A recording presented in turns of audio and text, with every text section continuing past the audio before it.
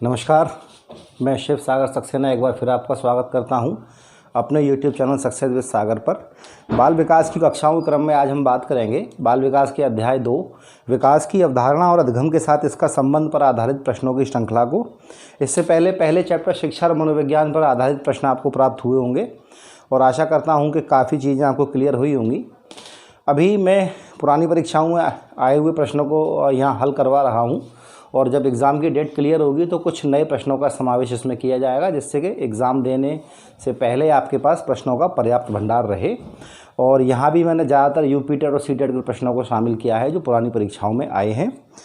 पहले वीडियो में कुछ आसान प्रश्न थे, लेकिन अब मैं समझता हूँ थोड़ा सा उन प्रश्नों का लेवल अप होगा। तो देर न करते हुए शुरू करते हैं विकास की अवधारणा और अधिगम के साथ इसका संबंध।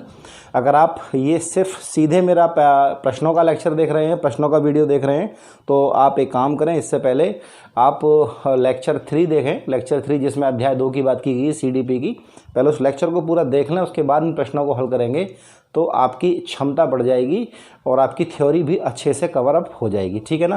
तो देर न करते हुए शुरू करते हैं। आपकी स्क्रीन पर पहला क्वेश्चन है, विद्रोह की भावना की प्रवृत्ति निम्न में से किस अवस्था से संबंधित है। विद्रोह की भावना, ठीक है ना। सबसे पहले देखिएगा, जब भी आप प्रश्न हल करें CDP के, तो प्रश्न को जितना अच्छा आप समझ लेंगे उतना ही आपका बेनिफिट होगा। तो विद्रोह की भावना की बात करें, किस अवस्था से संबंधित है। ऑप्शन ए बाल्यावस्था, ऑप्शन बी शैशवावस्था, ऑप्शन सी पूर्व किशोरावस्था और ऑप्शन डी मध्य किशोरावस्था। ध्यान रखिएगा, देखिएगा विद्रोह की भावना की जब भी बात आती है तो बात आती है किशोरावस्था की। किशोरावस्था की बात क्यों आती है, मैं इसकी बात करूँगा। किशोरावस्था की बात आने से पहले आप समझिएगा, एक मनोवैज्ञानिक हुए कार्ल सेनिक, ठीक है ना।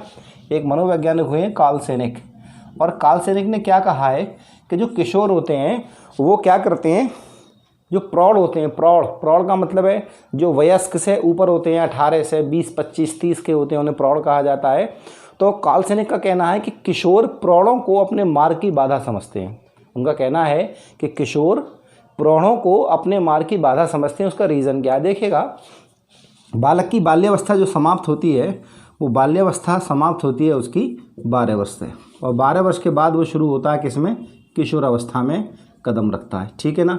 अब किशोरावस्था में जब बालक कदम रखता है तो किशोरावस्था में सबसे बड़ा चेंजेस क्या आता है, सबसे बड़ा चेंजेस आता है कि उसका जो मानसिक विकास है वो तेज़ी से होता है। सबसे पहली चीज़ ये समझिए आप।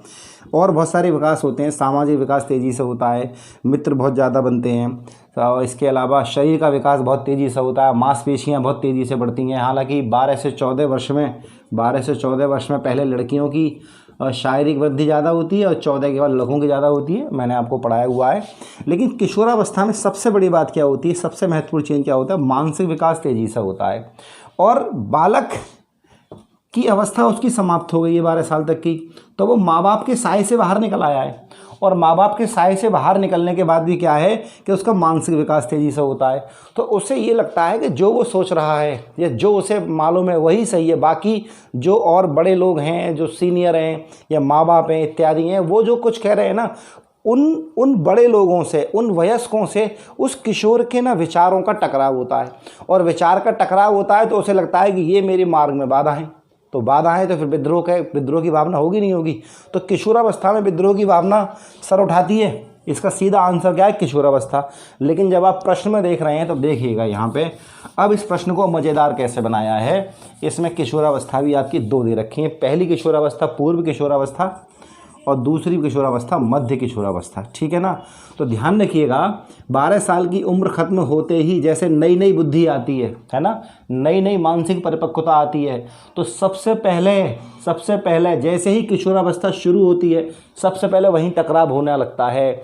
घर में बड़े भाई बहनों झगड़ा होने लगता है, माँ बाप से मनमुटाव होने लगता है, या अपने अड़ोस पड़ोस में जो सीनियर हैं उनके साथ भी समस्या होने लगती है।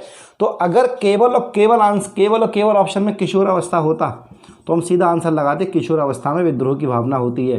लेकिन उन्होंने पूर्व किशोरावस्था और मध्य किशोरावस्था दे दिया है।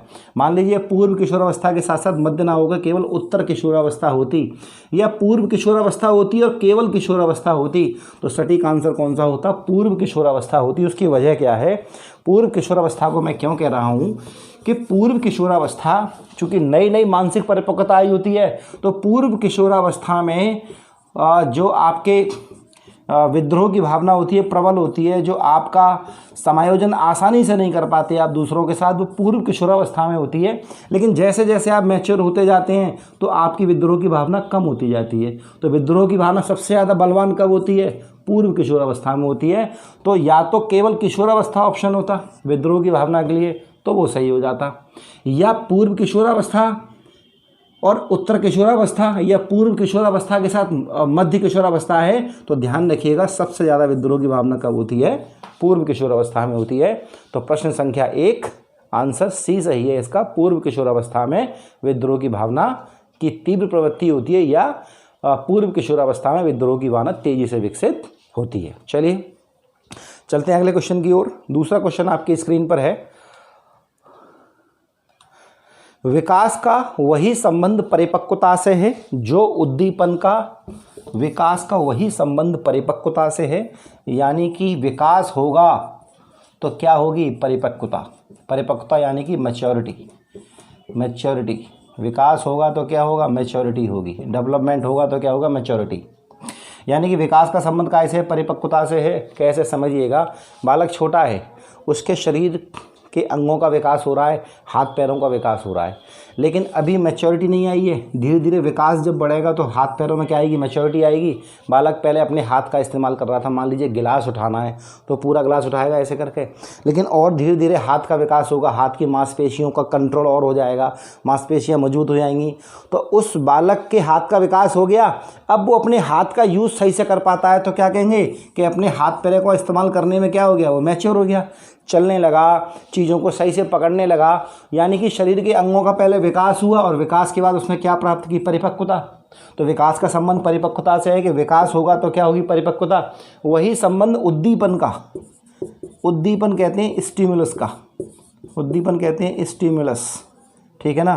गोलगप्पे देखे मुंह में पानी आ गया, कुत्ते ने खाना देखा मुंह में लार होगी, आपने पढ़ा होगा। तो उद्दीपन के बाद क्या होती है? प्रतिक्रिया। दरवाजे पे घंटी बजी, आप उठ के चल दिया, आपने गेट खोल दिया, है ना। तो स्टिमुलस के बाद क्या होता है? रेस्पॉन्स होता है। जैसे विकास हुआ तो विकास के बाद क्या हो गया? आपका परिपक्वता आ गई। आपने क्या किया? आपने खाना बनाना सीखा, सीखने लगे, धीरे धीरे सीख गए और कुछ प्रैक्टिस की तो क्या हो गई? आप मैच्योर हो गए। तो विकास के बाद क्या हो गई? परिपक्वता हो गई। और उद्दीपन यानी कि आपने गोलगप्पे देखे मुंह में पानी आ गया, कुत्ते ने खाना देखा तो मुंह में लार आ गई। तो उद्दीपन का संबंध कैसे हो गया? प्रतिक्रिया से हो गया। तो प्रश्न संख्या 2, विकास का वही संबंध परिपक्वता से है जो उद्दीपन का किससे है? प्रतिक्रिया से है। तो ऑप्शन बी बिल्कुल सही होगा। क्वेश्चन नंबर 2 का आंसर बी सही है, ठीक है ना। बाकी परिवर्तन, प्रयास, परिणाम सब गलत हैं, बी सही है। तो चलते हैं, तीसरा क्वेश्चन आपकी स्क्रीन पर है, मानसिक परिपक्वता की ऊंचाइयों को छूने के लिए प्रयत्नरत रहना। मैंने आपको अभी इससे सब पहला क्वेश्चन कराया था विद्रोह की भावना, तो मैंने क्या बताया था? देखिएगा, हम 2 चीज़ें पढ़ते हैं कि बालक के मस्तिष्क का विकास 3 साल की उम्र तक हो जाता है। 90% दिमाग का विकास 3 साल की उम्र तक हो जाता है। 90% दिमाग का विकास, तो बात हो रही है दिमाग के विकास की, समझिएगा डिफरेंस।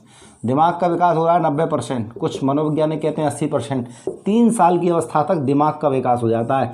दिमाग का मतलब है कि आपकी खोपड़ी के अंदर जो दिमाग के अंग है कि अग्र मस्तिष्क, मध्य मस्तिष्क और पश्चिम मस्तिष्क, सही है ना, के मिड ब्रेन, फोर ब्रेन और हिंड ब्रेन कहते हैं ना इंग्लिश में, आगे वाला मस्तिष्क, मध्य मस्तिष्क, पश्चिम मस्तिष्क, इनके इन अंगों का विकास हुआ है। लेकिन अभी भी दिमाग से जुड़ा हुआ शब्द कौन सा है? बुद्धि। बुद्धि का विकास अभी नहीं होगा। बुद्धि का विकास कब होगा? जब तक वो कहाँ पहुँचेगा? किशोरावस्था पार करेगा, तब तक बुद्धि का पूरी तरह विकास होगा। तो बुद्धि का पूरी तरह विकास का मतलब क्या हो गया? मानसिक परिपक्वता। मानसिक परिपक्वता, एक बालक 8-10 साल का है और 8-10 साल के बालक के अंदर बुद्धि है और बुद्धि में सारी क्रियाएं भी हैं, चिंतन भी कर सकता है। इसके अलावा चिंतन के अलावा कुछ चीज़ें याद भी कर सकता है ना, उनको स्मृति में स्टोर कर सकता है, तर्क कर सकता है। लेकिन क्या मैच्योर है बालक? वो क्या वो मैच्योर है, परिपक्व है? नहीं है ना। मैच्योरिटी कब आएगी? जब वो किशोरावस्था में जाएगा। किशोरावस्था में आने के बाद उसकी मैच्योरिटी धीरे धीरे शुरू होती है। और तभी तो मैंने कहा कि जब मैच्योरिटी शुरू होती है तो किशोरावस्था की प्रारंभिक अवस्था में अर्थात पूर्व किशोरावस्था में थोड़ा सा विद्रोह हो जाता है, क्योंकि मैच्योरिटी हो रही होती है, दिमाग का विकास हो रहा होता है, बुद्धि का विकास हो रहा होता है, नए नए अमूर्त विचार दिमाग में आ रहे होते हैं, तो लगता है कि बाकी ये लोग हैं, ये सब पागल है, मैं सही हूँ। लेकिन धीरे धीरे और बढ़ता है तो लगता है नहीं यार, ये लोग सही हैं और मैं ही उस समय गलत सोच रहा था। तो ऐसा क्यों हुआ? क्योंकि किशोरावस्था प्रारंभ होने पर सबसे पहले समस्या क्या हुई कि एकदम से उसकी बुद्धि में बदलाव आना शुरू हुए, तो उसे लगा कि मैं सही हूँ, बाकी सब गलत हैं। तो किशोरावस्था के प्रारंभिक अवस्था में विद्रोह की भावना हो गई, और जैसे जैसे किशोरावस्था में ऊपर की ओर बढ़ता गया, 18 की ओर बढ़ता गया, तो मेंटल मैच्योरिटी हो गई। यानी कि 18 तक कहते नहीं अब तुम बड़े हो गए हो, बच्चा 17-18 साल का तो कहते नहीं बड़े हो गए हो, या 12 साल के बाद ही कहना शुरू करते हैं तुम बड़े हो गए हो। क्योंकि 12 साल तक का बालक जो होता है हमारे ब्रज और यूपी के एरिया में आप देखेंगे लल्ला कहते हैं, लल्ला है, लल्ला है। और 12 से ऊपर जब बढ़ता है तो क्या कहते हैं अब तुम बड़े हो गए हो, बिहेव योरसेल्फ, अपने आप को ठीक से करो। क्योंकि अब कहाँ आ गया? किशोरावस्था में। और किशोरावस्था में बच्चे से अपेक्षा की जाती है कि वो मेंटली मैच्योर हो जाता है। किशोरावस्था खत्म होते होते मेंटली मैच्योर हो जाता है, और 18 साल के बाद हम क्या कहते हैं, अब ये हर काम के लिए तैयार है। ठीक है ना? तो मानसिक परिपक्वता की ऊंचाइयों छूने के लिए प्रयत्नरत रहना संबंध कहाँ है? किशोरावस्था में ही बालक मेंटल मैच्योरिटी को प्राप्त करने की कोशिश करता है। ठीक है ना? तो क्वेश्चन नंबर 3 का आपका आंसर ए सही है। अगला क्वेश्चन आपकी स्क्रीन पर है, शैशवावस्था में बच्चों के क्रियाकलाप होते हैं। बड़ा अच्छा क्वेश्चन है। शैशवावस्था में बच्चों के क्रियाकलाप होते हैं। कैसे क्रियाकलाप होते हैं? देखिएगा, आपने सिगमंड फ्राइड को पढ़ा होगा, मैं उसका एक चैप्टर आपको करवाऊंगा। सिगमंड फ्राइड के समय आपने 3 चीज़ें पढ़ी होंगी, इड, ईगो और सुपर ईगो। इड, ईगो और सुपर ईगो। ठीक है ना? ये 3 चीज़ें आप पढ़ते हैं, शॉर्ट में समझाता हूँ। इड का मतलब है आपका अहम, इदम, ये आपका अहम, और ये आपका पराअहम। ये चीज़ें आपकी पढ़ी होंगी आपने। देखिएगा, इड का मतलब क्या? इड के अंदर बालक के वो व्यवहार आते हैं जन्मजात होते हैं। जन्मजात व्यवहार कैसे हैं? बच्चा आपने छोटा देखा होगा तो जो कुछ काटने में आनंद मिल रहा है तो जो चीज़ मिलती है उसे काटने लगता है। कहीं भी खड़ा हुआ सूसू कर दी, कहीं भी खड़ा हुआ पोटू कर दी, कहीं जो चीज़ देखी मुंह में ले ली, जो चीज़ दिखी वो पकड़ ली, चाहे वो गर्म है, ठंडी है, अच्छी है, गंदी है, सब क्या है? ये कैसे व्यवहार हैं उसके? इड के थ्रू हो रहे हैं ना, इड के थ्रू हो रहे हैं। तो ये व्यवहार कैसे होते हैं? मूल प्रवृत्त्यात्मक होते हैं। मूल प्रवृत्त्यात्मक है ना। मूल प्रवृत्ति जो होती है वो बालक की कैसी होती है? मूल प्रवृत्ति कैसी होती है? हम कहते नहीं है मनुष्य जन्मजात एक पशु होता है, तो मनुष्य की जो मूल प्रवृत्तियाँ होती हैं वो कैसी होती हैं? एक पशु के समान होती हैं। और शिक्षा क्या करती है? उसको इंसान बनाती है। शिक्षा क्या करती है? उसको इंसान बनाती है। तो बचपन में जो व्यवहार है वो कैसे हैं? मूल प्रवृत्त्यात्मक है, यानी कि उसको जिसमें आनंद की प्राप्ति हो रही है। अब बचपन से जब बालक की शैशवावस्था जब खत्म होती है, बाल्यावस्था जब आती है, बच्चा थोड़ा सा समझदार होता है, क्या वो जहाँ चाहे वहाँ सूसू कर देगा, पोटी कर देगा? नहीं करेगा ना, क्योंकि अब उसका व्यवहार मूल प्रवृत्तियों से निर्धारित नहीं हो रहा है। अब वो थोड़ी सी वो चीज़ें सीख गया है, वो व्यवहार सीख गया है जो समाज में स्वीकार्य हैं, वो उसको सिखाई भी गए हैं। 2 साल तक के बालक को हम ज़्यादा सिखाते भी नहीं कि बेटा यहाँ सूसू नहीं करनी चाहिए, यहाँ पोटी नहीं करनी चाहिए, या ये मुंह में नहीं रखना चाहिए। क्यों? क्योंकि हम जानते हैं 2 साल का बालक है, उसका व्यवहार किससे चलेगा? मूल प्रवृत्त्यात्मक व्यवहार होगा, मूल प्रवृत्तियों द्वारा चालू होगा, उसे जो सही लगेगा वही करेगा। लेकिन जब बालक शैशवावस्था पार करता है तो समझाते हैं उसको, कोई ये नहीं करना चाहिए, वो नहीं करना चाहिए। अर्थात बालक को उन व्यवहारों के बारे में बताते हैं जो व्यवहार एक समाज में कैसे हैं, स्वीकार्य हैं। तो 2 साल तक बालक का जो व्यवहार है, क्रियाकलाप कैसे हो जाएंगे? मूल प्रवृत्त्यात्मक हो जाएंगे। काय के द्वारा संचालित होंगे? इड के द्वारा संचालित होंगे। ठीक है ना? तो इड के अंदर वो व्यवहार आते हैं जो कैसे हैं? जो समाज में स्वीकार्य नहीं होते, पाशविक होते हैं, बायोलॉजिकल नीड होती हैं। मान लीजिए आपको खुजली हो रही है यहाँ पे, और आप खुजली करेंगे, आप 4 लोगों के बीच में बैठे तो खुजली आप बड़े ऐसे करेंगे कि किसी को मतलब बुरा ना लगे। और आप अपने बेडरूम में और खुजली आ रही हो तो आप कितने आनंद तरीके से खुजली करते हैं ना। तो आपने जो खुजली की, आपने जो भी क्रिया की अपने बेडरूम में आके एकांत में, वो कैसी थी? इड के द्वारा। आपने परवाह नहीं की कोई देख रहा नहीं देख रहा, क्योंकि वो जो कर रहे हैं ना आप, वो बहुत अजीब तरीके से कर रहे हैं। वो व्यवहार समाज में स्वीकार नहीं है, तो वो किसके द्वारा ड्रिवन है? इड के द्वारा। सुपर ईगो के अंदर वो चीज़ें आती हैं जो बहुत ही ज़्यादा एक तरह संस्कारी होती हैं, जो बिल्कुल एकदम जो बिल्कुल आपको बिल्कुल दैवीय लेवल पर ले जाती हैं। जैसे मान लीजिए कि आपका घर है, आपके घर में 3 चीज़ें हैं। आपके घर में आपका ड्राइंग रूम है, ठीक है ना, यहाँ समझिए आप। बाकी की बात सिगमंड फ्राइड में करेंगे, मन, अवचेतन मन, अचेतन मन की बात करेंगे, एक अलग से वीडियो बनाऊंगा। आपका ड्राइंग रूम है, ठीक है ना। आपका बेडरूम है, ठीक, आपका बेडरूम है और आपका एक पूजा घर है, ठीक है ना, वर्शिप एरिया है या पूजा घर कह लीजिए इसको, आप पूजा घर है। आप जब ड्राइंग रूम में होते हैं, ड्राइंग रूम का मतलब क्या है, ऐसा कमरा जहां आपके आसपास के लोग जो आपसे मिलने आते हैं वो बैठते हैं, यानी समाज के लोग बैठते हैं। तो ड्राइंग रूम में आप कोई भी ऐसा बिहेव नहीं करते जो बिहेव समाज में स्वीकार्य ना हो।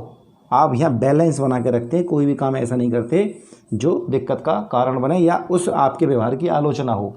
लेकिन आप अपने बेडरूम में होते हैं, अब मान लीजिए ड्राइंग रूम में आप बैठे हैं, आपके साथ 4 लोग बैठे हुए हैं और आपको खांसना है, छींकना है, तो बहुत कायदे से आप मुंह पर रूमाल रखेंगे, हाथ रखेंगे या छींकने के बाद सॉरी बोलेंगे, करते नहीं करते हैं। तो ड्राइंग रूम क्या हो गया, आपका एड हो गया। लेकिन जब आप होते हैं बेडरूम में होते नहीं, ड्राइंग रूम क्या हो गया, आपका ईगो हो गया। ड्राइंग रूम क्या हो गया, आपका ईगो हो गया। और बात करें बेडरूम की, तो बेडरूम में आप वो सारे काम करते हैं जो सारे काम किसी को पसंद आए ना आए। आपको छींकना है वैसे छींक देंगे, आपको खांसना है कैसे भी खांस देंगे, आपको खुजली करनी है तो कैसे भी कर देंगे। तो बेडरूम क्या हो गया, आपका इड हो गया। इड में कौन से व्यवहार हो गए, मूल प्रवृत्त्यात्मक। मूल प्रवृत्त्यात्मक, ध्यान रखिएगा, मूल प्रवृत्त्यात्मक व्यवहार हमेशा होता है इंसान के अंदर, हमेशा होता है। बचपन में बालक उन सब चीज़ों को सीख नहीं पाता तो उसका व्यवहार पूरी तरह से मूल प्रवृत्त्यात्मक होता है। लेकिन जैसे जैसे बालक बड़ा होता जाता है तो सामाजिक दायरे में आता है तो उसका व्यवहार बैलेंस होने लगता है। बात करें सुपर ईगो की, तो सुपर ईगो में बिल्कुल आपको वो चीज़ें सिखाई जाती हैं जो बहुत ही नैतिक हैं, बहुत ही सिद्धांतवादी हैं।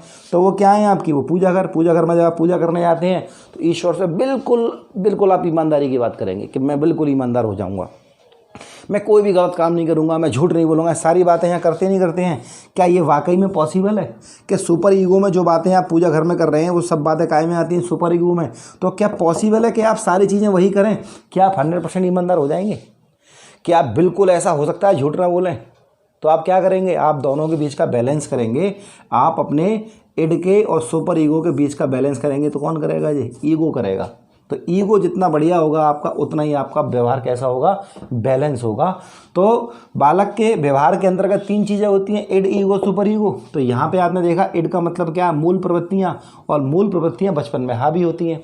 बालक जैसे जैसे बड़ा होता जाता है मूल प्रवृत्तियों को कंट्रोल करना सीख जाता है और वो उन व्यवहारों को सीख जाता है जो व्यवहार एक समाज में स्वीकार्य हैं। लेकिन ध्यान रखिएगा, सुपर ईगो में वो सारी चीज़ें आती हैं जो बिल्कुल 100% एकदम नैतिक हैं, सिद्धांतवादी हैं, कहीं से उनमें कमी नहीं है। तो ये भी आपको नहीं कर सकते। आप 100% ईमानदार समाज, ध्यान रखिएगा, समाज में आप बातें चाहे कितनी भी कर लें लेकिन 100% ईमानदार आप नहीं हो सकते, पॉसिबल ही नहीं है। आप 100% सारे नियम नहीं मान सकते, पॉसिबल नहीं है। तब आप क्या करते हैं कि आप इसके, इड के और सुपर ईगो के बीच का जो बैलेंस लाते हैं उसे कहते हैं ईगो। तो अब ना आपने देखा प्रश्न, शैशवावस्था में बच्चों के क्रियाकलाप कैसे होते हैं, मूल प्रवृत्त्यात्मक होते हैं, क्योंकि बचपन में बच्चे का इड हावी होता है। बच्चा ना तो सुपर ईगो जानता है और ना ही उसे बैलेंस करना जानता है, इसलिए बचपन में बालक का व्यवहार कैसा होता है, मूल प्रवृत्त्यात्मक होता है। यानी कि वो सभी क्रियाएं करता है जिसमें उसे आनंद की प्राप्ति होती है। ठीक है ना। प्रश्न संख्या 4 के बाद अब प्रश्न संख्या 5। माँ बाप के साए से बाहर निकल अपने साथी बालकों की संगत को पसंद करना संबंधित है। माँ बाप के साए से बाहर निकल, तो माँ बाप के साए से बाहर निकलना है, निकलने दो भैया। यानी कि जब तक बालक लल्ला है, लल्ला मतलब 12 साल तक है, यानी कि बाल्यावस्था तक है, कहते हैं लल्ला लाला, है ना। बाल्यावस्था तक तो बालक किसके अंडर में रहता है, माँ बाप के साए में रहेगा, नहीं रहेगा, है ना, माँ बाप के साए में रहेगा। और 12 के बाद शुरू हो जाएगी किशोरावस्था। तो किशोरावस्था में माँ बाप के साए से बाहर निकलेगा, बिल्कुल निकलेगा साहब, कि अब तुम बड़े हो गए हो, अपना काम अपने आप करो, ठीक से करो, यहाँ जाओ मार्केट से सामान ले आओ, माँ बाप के साए से बाहर निकलेगा। तो आंसर होना चाहिए किशोरावस्था। लेकिन यहाँ पे क्या दे रहे हैं, पूर्व किशोरावस्था, उत्तर बाल्यावस्था, शैशवावस्था। तो माँ बाप के साए से बाहर निकल अपने साथी बालकों की संगत को पसंद करना संबंधित है। देखिएगा ऑप्शन सी और ऑप्शन डी तो हटा दीजिए। उत्तर बाल्यावस्था और शैशवावस्था तो होंगे नहीं, आप समझ गए होंगे कि बाल्यावस्था खत्म होते तक तो बालक माँ बाप के अंडर में रहता है। अब मुकाबला होगा ए और बी के बीच, किशोरावस्था या पूर्व किशोरावस्था। तो सबसे पहले कौन सी आएगी, पूर्व किशोरावस्था आएगी ना। सबसे पहले कौन सी अवस्था आएगी, पूर्व किशोरावस्था आएगी। यानी कि माँ बाप के साए से बाहर निकलकर बालक किस अवस्था में, पूर्व किशोरावस्था में अपने साथी बालकों की संगत को पसंद करते हैं। ठीक है ना, तो इसका ऑप्शन क्या सही हो गया, बी सही हो गया।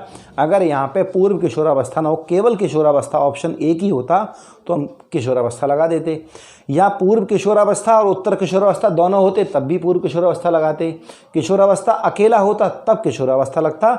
लेकिन यहाँ पे पूर्व किशोरावस्था उपलब्ध है, और चूंकि बाल्यावस्था खत्म होने के बाद कौन सी अवस्था शुरू होगी, पूर्व किशोरावस्था, और बालक अपने माँ बाप के साए से बाहर निकलेगा, इसलिए सही ऑप्शन बी हो जाएगा। यूपी टेट का क्वेश्चन है ये, ध्यान रखिएगा। इस प्रकार के प्रश्नों में आपको दिक्कत आती होगी क्योंकि दो ऑप्शन आपको एक से दिख रहे हैं, और अभी आगे देखिएगा बड़े मज़ेदार सवाल आएंगे और उनको अभी बिल्कुल आराम से, चाहे कितनी व्याख्या देनी पड़े आपको, वो करेंगे। ठीक है ना।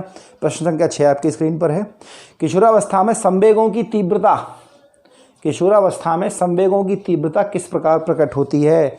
किशोरावस्था में संवेगों की तीव्रता, ध्यान रखिएगा, किशोरावस्था बड़े संघर्षों व तूफान का काल है, स्टैनले हॉल ने कहा है ना।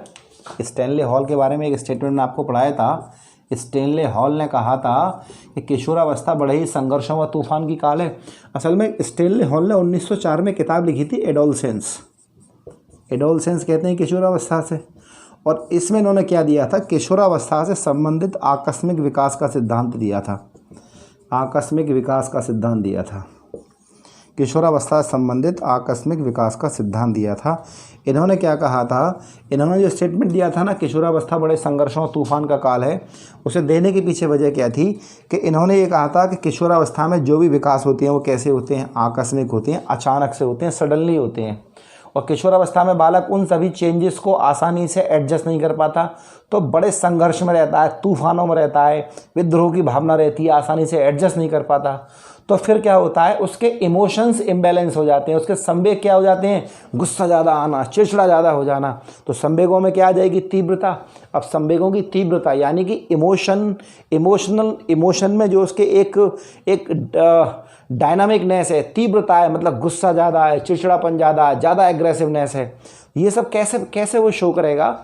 पॉइंट ए, प्रतिकूल पारिवारिक संबंध। प्रतिकूल का मतलब होता है अपोजिट, अनुकूल और प्रतिकूल आप समझते होंगे, तो सही बात है। किशोरावस्था में परिवार में क्या होता है, संबंध थोड़े बिगड़ते हैं ना, माँ बाप से झगड़ा करेगा, बहन भाई झगड़ा करेगा, यानी उसके लिए सब गड़बड़ है क्योंकि विद्रोही स्वभाव हो गया है। तो ऑप्शन ए सही है। बी, व्यवसाय की समस्या, बिल्कुल सही बात है। व्यवसाय का मतलब है करियर, व्यवसाय का मतलब है करियर है, तो किशोरावस्था में बालक क्या होगा, करियर की टेंशन में रहेगा कि करियर क्या होगा, उसमें मतलब टेंशन में रहेगा, है ना, परेशान रहेगा। तो क्या है, संवेगों की तीव्रता दिखाएगा कि भाई फ्यूचर के लिए चिंता में है। तीसरा, नई परिस्थिति के साथ समायोजन, बिल्कुल सही बात है। नई कंडीशन होंगी किशोरावस्था में, बालक जब बाल्यावस्था से निकल के जाएगा तो इंटर कॉलेज में जाएगा, बड़ी कक्षाओं में जाएगा, थोड़ा सा दायरा उसका बढ़ेगा, है ना, थोड़ी सी सामाजिक जिम्मेदारियां भी उसके ऊपर आएंगी। तो क्या होगा, नई परिस्थिति में समायोजन करेगा तो अपने इमोशन भी दिखाएगा, गुस्सा भी करेगा, वहाँ लोगों से लड़ेगा झगड़ेगा। तो क्या होगा, किशोरावस्था में इन तीनों तरह से वो अपने इमोशन को शो करेगा। कि ऑप्शन ए, प्रतिकूल पारिवारिक संबंध, कि परिवार में संबंध कैसे होंगे, उसके प्रतिकूल होंगे, आपस में माँ बाप से झगड़े करेगा, बहन भाई झगड़े करेगा। व्यवसाय की समस्या रहेगी, अर्थात फ्यूचर की समस्या रहेगी, करियर को लेकर टेंशन में रहेगा, तो टेंशन होगी ना, तो टेंशन भी क्या है, संवेग है। सी, नई परिस्थिति के साथ समायोजन, नई कंडीशन में एडजस्ट करने में दिक्कत आएगी, स्कूल कॉलेज में जाएगा, छोटे स्कूल से निकल के बड़े स्कूल में जाएगा, नए सहपाठी मिलेंगे, कुछ से दोस्ती अच्छी होगी, तो दोस्ती में भी इमोशंस की तीव्रता झलकेगी, कुछ जगह झगड़े भी होंगे। तो यानी कि तीव्रता तीनों प्रकार से प्रकट करेगा वो, यानी कि ऑप्शन ए भी सही है, ऑप्शन बी सही है, ऑप्शन सी सही है। तो कुल मिला के इस प्रश्न संख्या 6 का आपका ऑप्शन डी बिल्कुल सही है। ठीक है ना। अगली बात करते हैं, प्रश्न संख्या 7 आपकी स्क्रीन पर है। सामाजिक प्रत्याशाओं के अनुरूप, सामाजिक प्रत्याशाओं यानी कि सोशल एक्सपेक्टेशन, सामाजिक प्रत्याशा का मतलब है सोशल एक्सपेक्टेशन, यानी कि समाज की आपसे क्या आशा है, समाज आपसे क्या आशा करता है, सही है ना। तो सामाजिक प्रत्याशाओं के अनुरूप व्यवहार की योग्यता का अधिगम, सामाजिक प्रत्याशाओं के अनुरूप व्यवहार की योग्यता का अधिगम, यानी कि समाज की आशा जो भी है आपसे कि आप ऐसा बिहेव करें, तो ऐसे बिहेव को सीखना, ऐसे बिहेव को सीखना, कैसे बिहेव को सीखना, उस व्यवहार को सीखना जो व्यवहार की आशा एक समाज आपसे करता है।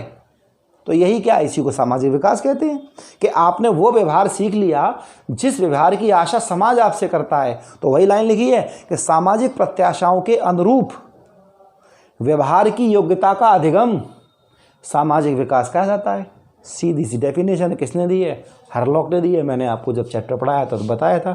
तो ऑप्शन ए सही है क्वेश्चन नंबर 7 का, ठीक है ना। हरलॉक का कथन है ये।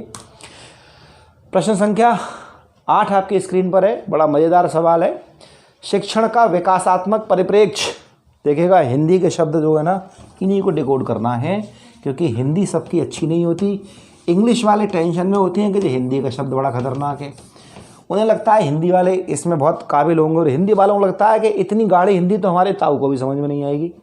तो शिक्षण का विकासात्मक परिप्रेक्ष्य समझिएगा, विकासात्मक परिप्रेक्ष्य, ठीक है ना। विकासात्मक परिप्रेक्ष्य इंग्लिश में कहते हैं डेवलपमेंटल पर्सपेक्टिव, डेवलपमेंटल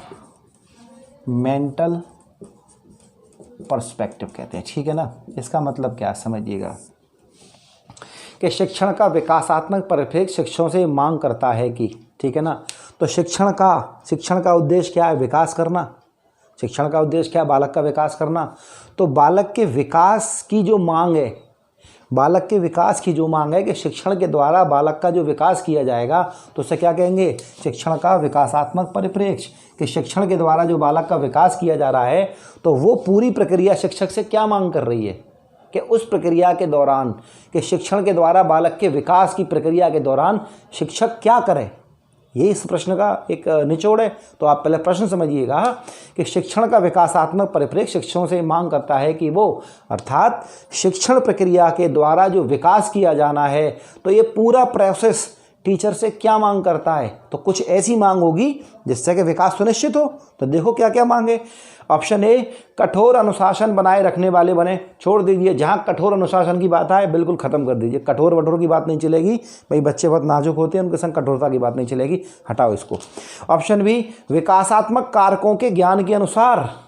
बहुत बढ़िया बात है, विकासात्मक कारकों के ज्ञान के अनुसार अनुदेशन युक्तियों का अनुकूलन करें। इस ऑप्शन को रखो, इसको रखो, बाकी और देखो मुकाबले में कौन कौन से बचे। बी को मैं समझाऊंगा, पहले सी और डी देख लूँ, ठीक है ना।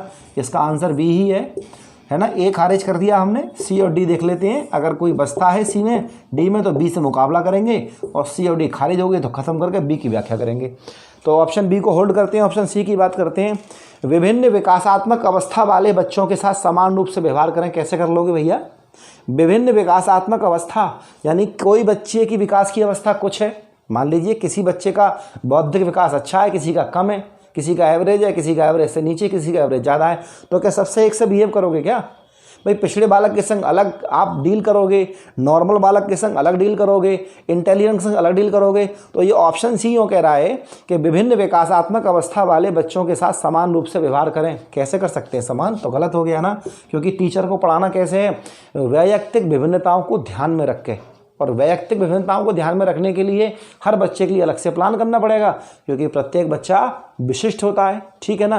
तो ऑप्शन ही ये कह रहा है कि सबसे संग समान व्यवहार करें, नहीं कर सकते, ठीक है ना। तो ऑप्शन सी खत्म, ऑप्शन ए खत्म। ऑप्शन डी की बात करें, इस प्रकार का अधिगम उपलब्ध कराएं जिसका परिणाम केवल संज्ञानात्मक क्षेत्र में विकास हो। गलत। केवल, जहाँ केवल आ जाए ना, हालांकि 100% काम नहीं करेगा, लेकिन केवल जहाँ आ जाए ना, उसे कह देना भैया केवल तो कोई चीज़ होती नहीं है। चौथा ऑप्शन ये कह रहा है कि टीचर बच्चे को इस प्रकार से पढ़ाए, इस प्रकार से अधिगम उपलब्ध कराए कि बच्चे के केवल मानसिक विकास हो, केवल संज्ञानात्मक क्षेत्र में विकास हो। तो भैया बच्चे का संपूर्ण विकास करना है, और आप ऑप्शन डी से कह रहे हो केवल मानसिक विकास करना है, तो कैसे काम चलेगा भाई? टीचर को मानसिक अर्थात संज्ञानात्मक विकास भी करना है, टीचर को बच्चे का शारीरिक विकास भी करना है, नैतिक विकास भी करना है, सामाजिक विकास भी करना है, भाषाई विकास भी करना है, सब काम करने हैं। तो ऑप्शन डी तो कह रहा है केवल संज्ञानात्मक, तो ऑप्शन डी खत्म। अब ऑप्शन बी सही है, ऑप्शन बी की बात करेंगे। देखिएगा जब तक प्रॉपर व्याख्या नहीं होगी मैं आगे नहीं बढ़ूंगा। वीडियो लंबा होता है तो हो जाए, और ज़्यादा प्रश्न होंगे तो 2 उसमें कर लूँगा, मैं शॉर्ट कर लूँगा उसे। ऑप्शन बी कह रहे हैं विकासात्मक कारकों के ज्ञान के अनुसार। विकासात्मक कारकों, विकासात्मक कारकों, है ना, यानी कि के ज्ञान के अनुसार। बहुत बढ़िया बात कही है, यहाँ लिख दूँ शायद आपको यहाँ दिखेगा नहीं, के ज्ञान के अनुसार, ठीक है ना, ज्ञान के अनुसार। विकासात्मक कारकों, विकासात्मक का मतलब क्या, डेवलपमेंटल, और कारकों का मतलब क्या, फैक्टर, यानी कि ऐसे कारक जो विकास में योगदान देते हैं, ऐसे कारक जो विकास में योगदान देते हैं इनके ज्ञान के अनुसार। यानी कि टीचर को पहले तो ज्ञान होना चाहिए कि वो कौन कौन से कारक हैं जो बालक के विकास में इंपॉर्टेंट हैं। पहले तो टीचर को एक ज्ञान होना चाहिए कि बालक के विकास में कौन कौन से महत्वपूर्ण कारक हैं जो इंपॉर्टेंट रोल प्ले करते हैं, ठीक है ना।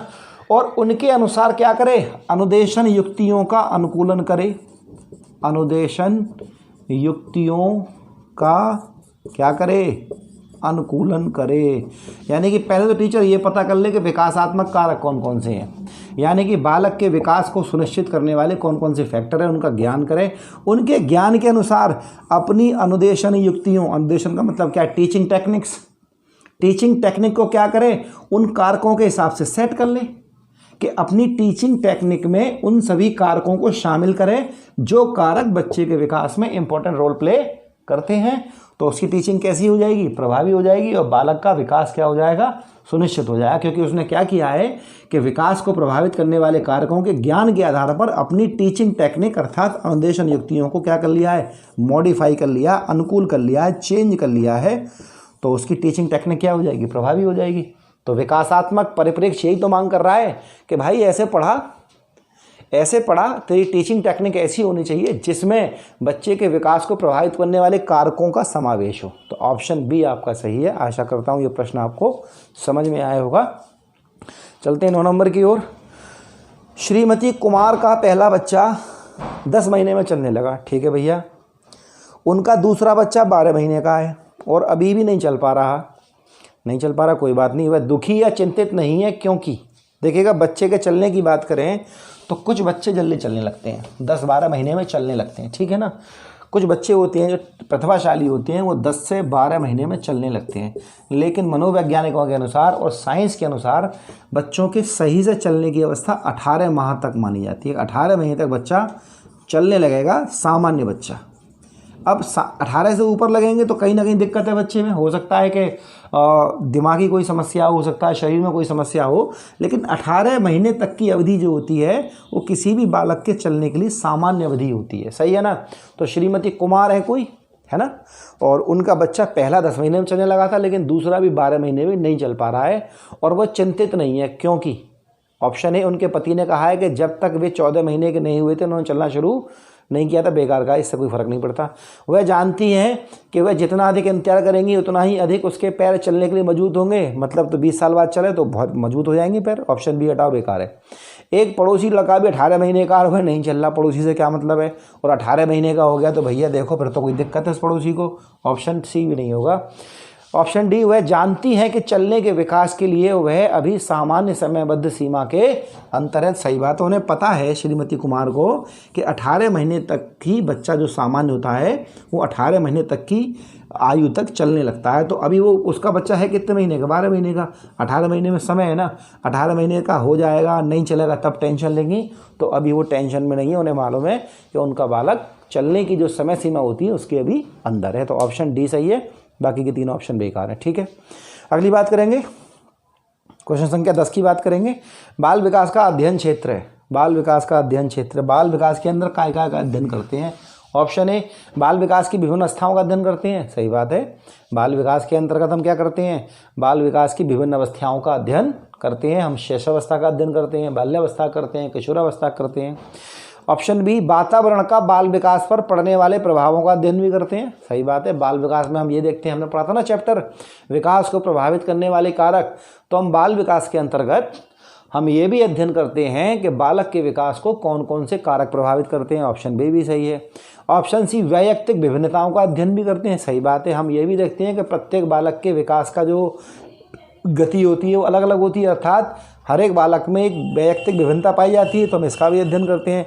यानी बाल विकास में हम तीनों चीज़ों का अध्ययन करेंगे, ऑप्शन ए का भी करेंगे, बी का भी करेंगे और सी का करेंगे। तो इसका ऑप्शन डी सही हो जाएगा, उपरोक्त सभी, अर्थात बाल विकास के अध्ययन के अंतर्गत हम तीनों बिंदुओं का हम अध्ययन करते हैं, ठीक है। आसान था। क्वेश्चन नंबर 11, शारीरिक वृद्धि और विकास को कहते हैं शारीरिक वृद्धि, ठीक है ना, शारीरिक वृद्धि, ठीक, शारीरिक वृद्धि और क्या, विकास। ठीक है ना, मतलब क्या है, आपके हाथ पैर लंबे चौड़े हो रहे हैं तो वृद्धि हो रही है, और उनको आप, वृद्धि का मतलब विकास ही है, वृद्धि हो रही है तो विकास तो हो ही रहा है, सही है ना। और विकास में ये भी कह सकते हैं कि विकास में देखिएगा मात्रात्मक परिवर्तन भी होते हैं, गुणात्मक भी होते हैं। तो जब आपके शरीर की वृद्धि हो रही है, आप लंबे चौड़े हो गया बालक कोई, और फिर वो अपने हाथ पैरों को ठीक से चलाना सीख गया है, तो गुणात्मक परिवर्तन भी हो गया। खाली उसकी लंबाई चौड़ाई बढ़ी तो हम कहेंगे वृद्धि हो रही थी, केवल वृद्धि हो रही थी, और वृद्धि का मतलब विकास तो था ही था, क्योंकि शारीरिक विकास ही हो रहा था वृद्धि के साथ साथ। लेकिन उसने अपने हाथ पैरों को अच्छे से चलाना सीख लिया है, उसने हाथ पैरों को साइकिल चलाना सीख लिया, लिखना सीख लिया है, तो कुछ गुणात्मक परिवर्तन भी हो गए। लेकिन अगर हम बात करें शारीरिक वृद्धि, तो शारीरिक वृद्धि को मोटे तौर पे हम क्या कहते हैं, ग्रोथ कह देते हैं। क्या देते हैं, ग्रोथ, कि भाई लंबा चौड़ा हो रहा है बालक हमारा, अभी 5 फीट का था अब 5.25 फीट का हो गया है। तो शारीरिक वृद्धि और विकास को क्या कहते हैं, हम अभिवृद्धि कहते हैं। अभिवृद्धि अर्थात ग्रोथ कहते हैं। आसान प्रश्न था, हो गया होगा आपका। क्वेश्चन नंबर 12, हॉल का सिद्धांत निम्नलिखित में से किसकी व्याख्या करती है। हॉल, स्टैनले हॉल, किशोरावस्था बड़े संघर्षों तूफान का काल है। स्टैनले हॉल की हम बात करें तो स्टैनले हॉल ने कहा है किशोरावस्था बड़े ही संघर्षों व तूफान का काल है। तो उन्होंने 1904 में किताब लिखी थी, मैंने बताया आपको, कौन सी, एडोलसेंस। एडोलसेंस किताब में क्या दिया इन्होंने, किशोरावस्था से संबंधित काय का सिद्धांत, आकस्मिक विकास का सिद्धांत। आकस्मिक विकास का सिद्धांत का मतलब क्या है, इन्होंने कहा था कि किशोरावस्था में जो विकास होते हैं वो बहुत आकस्मिक होते हैं। आकस्मिक मतलब है सडन होते हैं, अचानक से हो जाते हैं, है ना। तो इन्होंने जो विकास का सिद्धांत दिया, किसके संबंध का दिया था, किशोरावस्था का विकास। तो हॉल का जो सिद्धांत है निम्नलिखित में से किसकी व्याख्या करता है। ऑप्शन ए, बुद्धि की प्रकृति, नहीं। ऑप्शन बी, अधिगम में अभिप्रेरण की भूमिका, नहीं। ऑप्शन सी, मूल्यों का विकास, नहीं। ऑप्शन डी, किशोरावस्था का विकास। बिल्कुल सही बात है, किताब का नाम आपके सामने है। ठीक है, क्वेश्चन नंबर 13 की बात करें, शारीरिक विकास को प्रभावित करने वाला कारक कौन सा है। शारीरिक विकास को प्रभावित करने वाला कारक कौन सा है, सवाल घुमाएगा। अगर पूछता महत्वपूर्ण कारक कौन सा है, महत्वपूर्ण कारक कौन सा है, तो हम कहते हैं वातावरण। मैंने आपको पढ़ाया था कि विकास को प्रभावित करने वाले 2 कारक हैं, पहला है वंशानुक्रम, ठीक है ना, और दूसरा है आपका वातावरण। ठीक, वातावरण 2 प्रकार का आपका हो जाता है, भौतिक वातावरण यानी कि जहाँ आप रह रहे हैं वहाँ की जलवायु इत्यादि, और आपका एक सामाजिक वातावरण, ठीक है ना, जहाँ आप रह रहे हैं वहाँ की संस्कृति कैसी है, बोलचाल, भाषा, खान पीन सब कैसा है। तो वंशानुक्रम, वातावरण दोनों प्रभावित करते हैं। लेकिन आपसे पूछे सबसे महत्वपूर्ण कौन, तो सबसे महत्वपूर्ण बताया था आपको, कौन सा है, वातावरण कहेंगे आप। लेकिन यहाँ पे सबसे महत्वपूर्ण नहीं कह रहा है, सिर्फ कह रहा है शारीरिक विकास को प्रभावित करने वाला कारक कौन सा है। वंशानुक्रम है, वातावरण भी है, खेल तथा व्यायाम भी है, तो उपरोक्त तो सभी हो जाएगा, डी हो जाएगा। अगर यहाँ पे पूछा होता महत्वपूर्ण कौन सा है तो हम वातावरण लगाते, ठीक है ना। चलिए अगला क्वेश्चन नंबर 13 आपकी स्क्रीन पर है, निम्नलिखित में से कौन सा कथन बच्चे के विकास में परिवेश की भूमिका का समर्थन करता है। बहुत बढ़िया सवाल है, बहुत बढ़िया सवाल है, मैंने आपको लिखाया था। बच्चे के विकास में परिवेश की भूमिका, ध्यान रखिएगा, प्रश्न को समझना बहुत आवश्यक है। परिवेश की भूमिका, परिवेश मतलब आपके चारों तरफ का माहौल, आपके चारों तरफ का वातावरण, आपके चारों तरफ का पर्यावरण, इन सब की भूमिका क्या है काय में, बच्चे के विकास में। बच्चे के विकास में, बच्चे के विकास में किसकी भूमिका, बच्चे के परिवेश की भूमिका, यानी कि उसके आसपास के माहौल की भूमिका। ऑप्शन ए, पिछली कुछ दशाब्दियों में, दशाब्दियों का मतलब है 10 साल, 10 साल का जो होता है दशक या दशाब्दी कह देते हैं, सही है ना। जैसे शताब्दी कहते हैं 100 से, दशक या दशाब्दी 10 से। पिछली कुछ दशाब्दियों में यानी कि 10, 20, 30, 40 सालों में बुद्धि लब्धांक परीक्षा में यानी कि IQ टेस्ट में, IQ टेस्ट में शिक्षार्थियों के औसत प्रदर्शन में लगातार वृद्धि हुई है। ऑप्शन ए बहुत इंपॉर्टेंट है, यही सही आंसर है, बाकी सब मैं बताऊंगा कैसे गलत है। पिछली कुछ दशाब्दियों में बुद्धि लब्धांक परीक्षा में शिक्षार्थियों के औसत प्रदर्शन में लगातार वृद्धि हुई है। इसका मतलब क्या है, इसका मतलब ये है कि आज से 30 साल पहले बच्चों का जो एवरेज IQ था, उसके बाद 10 साल बाद और हम आगे बढ़े। मान लीजिए कि अभी 2020 चल रहा है, ठीक है ना, 2020 चल रहा है, तो 1990 के दशक के जो बालक थे, यानी कि 1990 से 2000 तक, इस बीच के जो बालक थे उनका औसत IQ फिर सन 2000 से 2010 के बीच के बालक आए, उनका आईक्यू, एवरेज आईक्यू, है ना। और फिर 2010 से 2020 तक के बीच के जो बालक हैं उनका आईक्यू।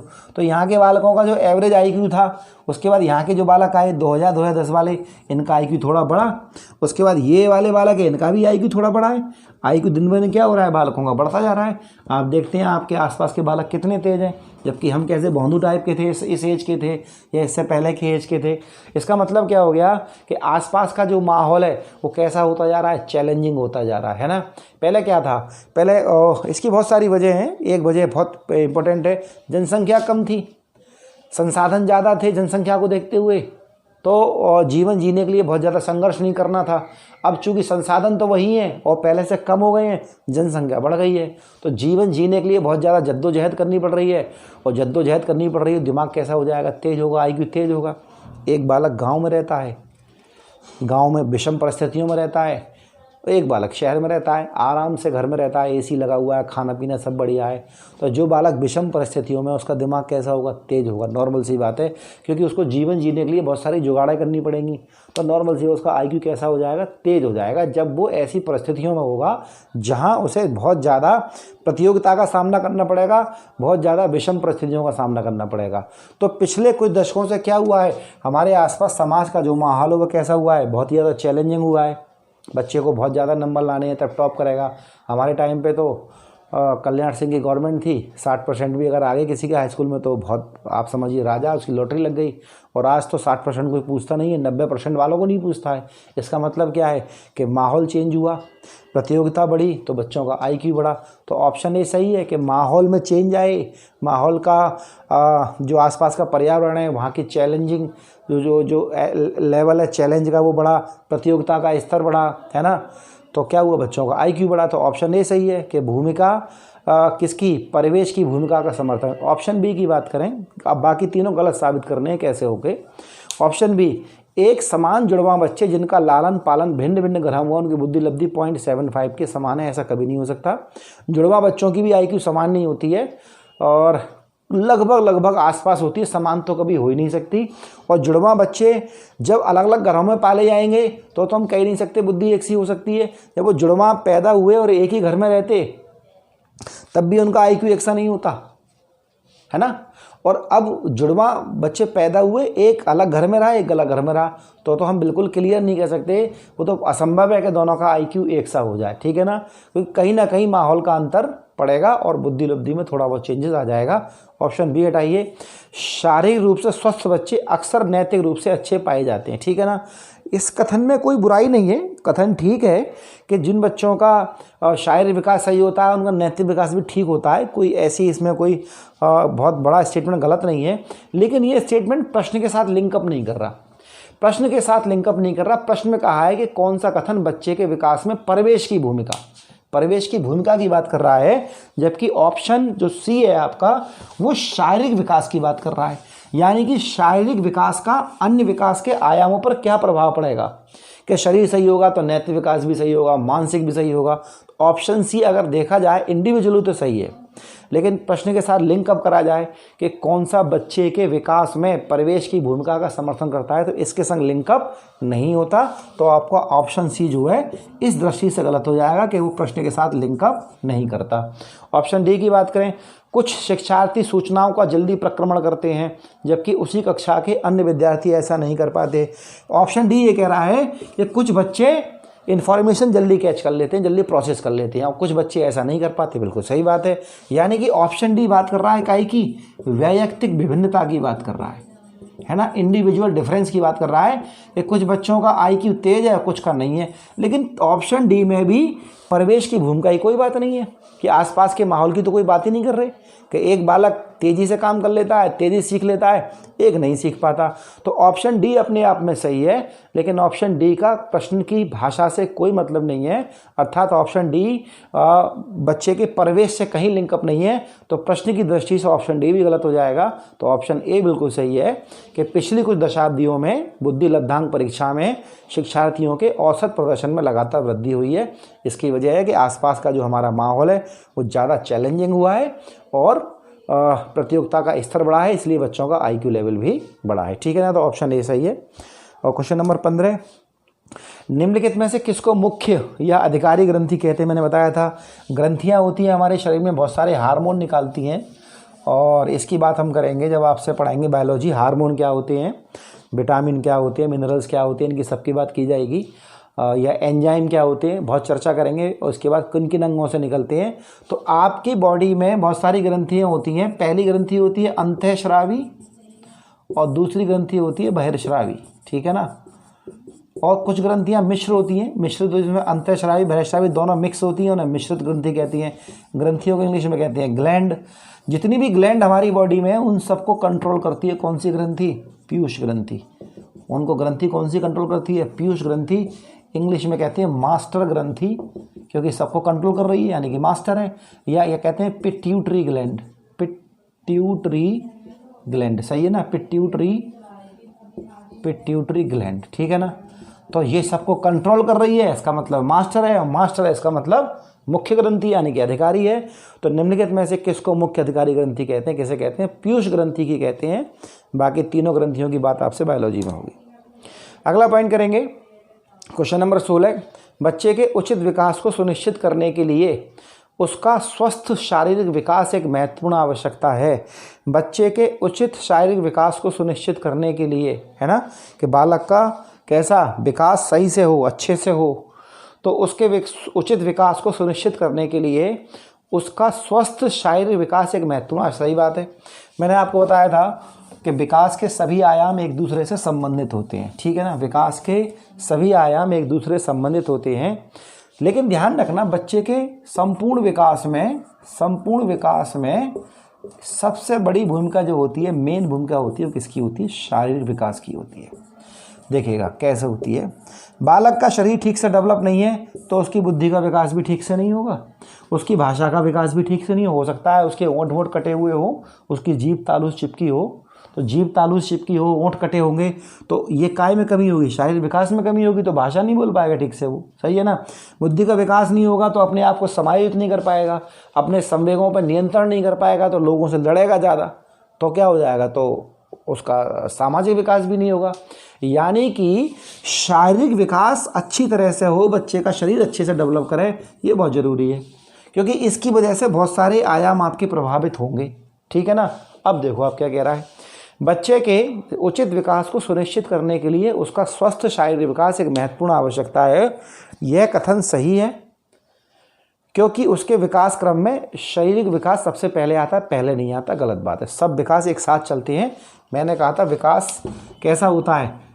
लंबवत नहीं होता, कैसा होता है? वर्तुलाकार होता है, यानी कि थोड़ा थोड़ा विकास सभी क्षेत्रों में होने लगता है, तो पहले स्थान पे नहीं आएगा।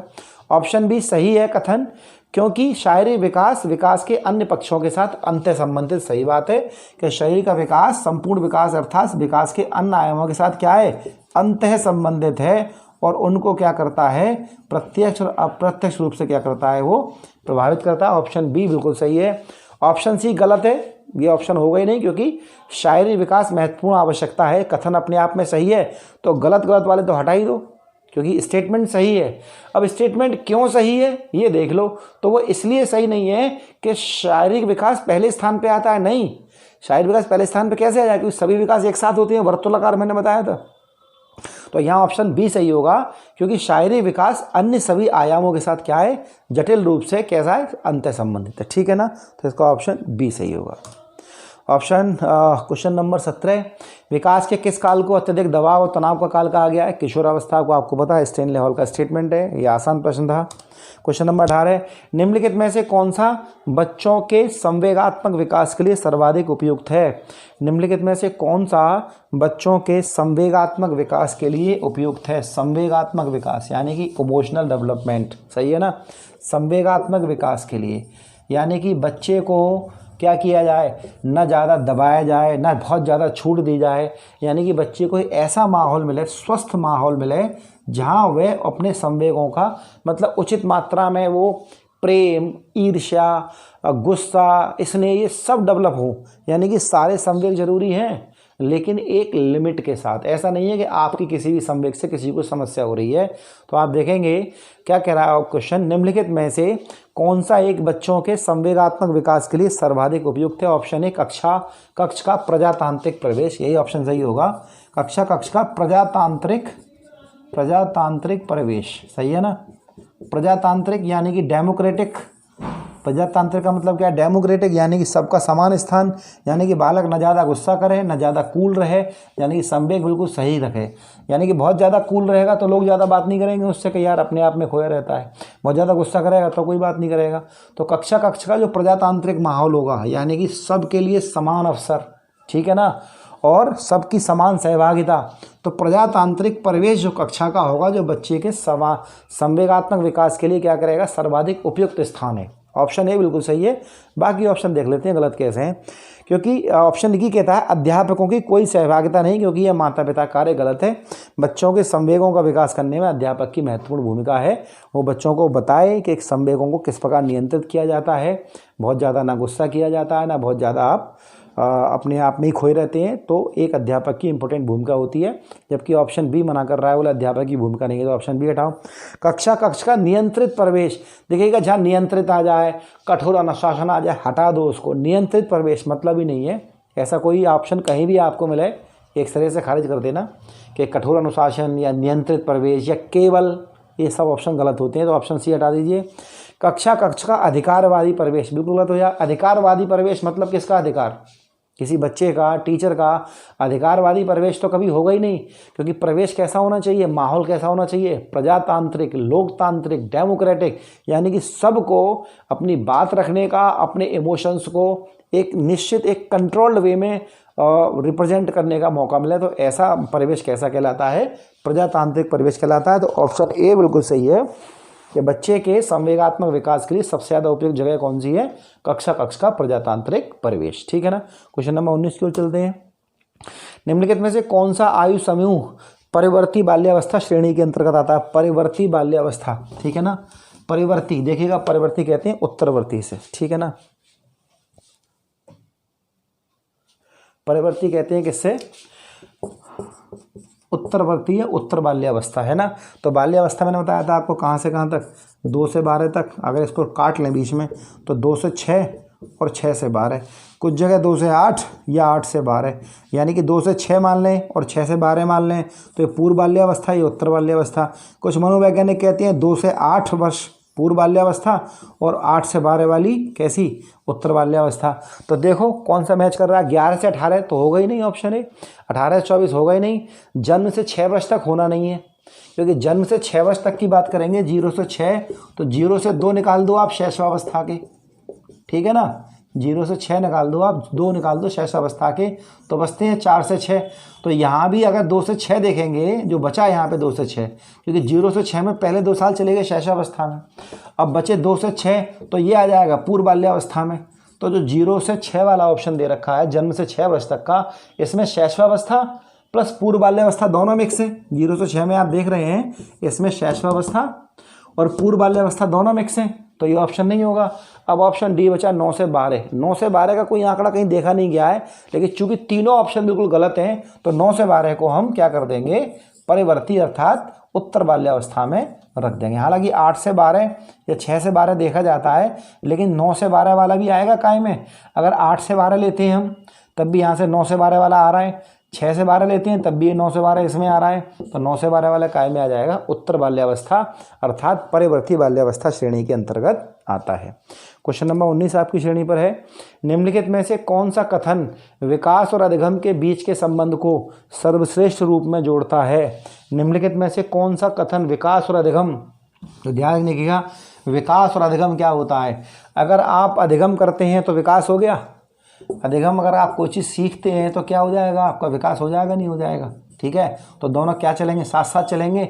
विकास होगा तो अधिगम होगा और अधिगम होगा तो क्या होगा, विकास होगा। दोनों एक दूसरे से क्या है, कनेक्टेड है ना। तो ऑप्शन ए विकास अधिगम से स्वतंत्र है ना, भैया एक साथ चलते हैं। विकास हुआ इसका मतलब कुछ ना कुछ सीखा है ना, और आपने कुछ ना कुछ सीखा इसका मतलब विकास हो गया, सही है ना। तो दोनों एक साथ कनेक्टेड है, तो ऑप्शन ए गलत है। अधिगम विकास के पीछे चलता है ना, पीछे नहीं तो भैया साथ साथ चलता है, ठीक है ना, एक साथ चलता है, मिक्सअप होकर चलता है कि विकास हुआ तो अधिगम हुआ और अधिगम हुआ तो विकास हुआ। ऑप्शन सी, अधिगम और विकास समानार्थक परिवादित शब्द है ना, एक ही अर्थ नहीं है।